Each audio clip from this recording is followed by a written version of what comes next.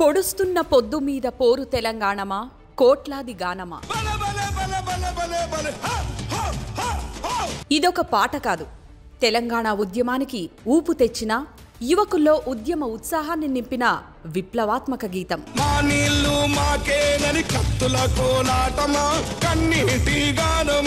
అలాంటి ఎన్నో పాటలు, ప్రజా ఉద్యమాలతో ప్రజల్లో చిరస్థాయిగా నిలిచిపోయారు గుమ్మడి విఠలరావు అలియాస్ గద్దర్.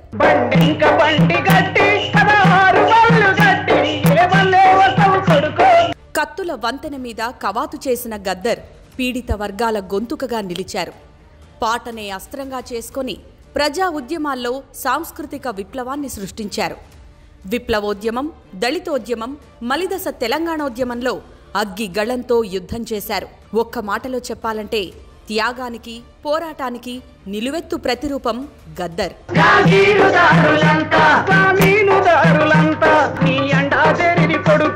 అసమానతల సమాజంలో గద్దర్ తన జననం నుంచి మరణం వరకు అసామాన్య పోరాటం సాగించారు. పాలకుల అరాచకాలను, భూస్వాముల అణచివేతను, దోపిడీని ధిక్కరించారు. నూనూగు మీసాల వయస్సు నుంచే బిఆర్ అంబేద్కర్, అల్లూరి సీతారామరాజు జీవిత చరిత్రలను అర్థమయ్యే రీతిలో ఒగ్గు కథలు, బుర్ర కథల రూపంలో వినిపించి మట్టి మనుషుల్లో చైతన్యం రగిలించారు.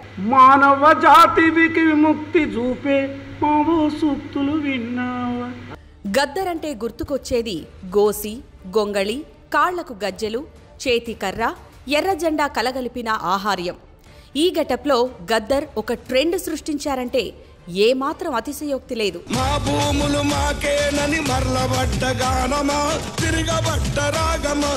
నక్సల్, మావోయిస్టు ఉద్యమ పంథాలో నడిచిన గద్దర్ 70 ఏండ్లు నిండాక తొలిసారి ఓటు హక్కు వినియోగించుకున్నారు.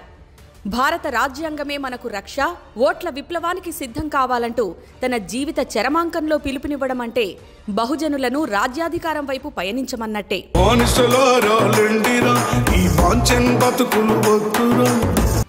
గద్దర్ వర్ధంతి సందర్భంగా ఒకసారి ఆయన చేసిన సేవలను గుర్తు చేసుకుంటూ జోహార్ గద్దర్.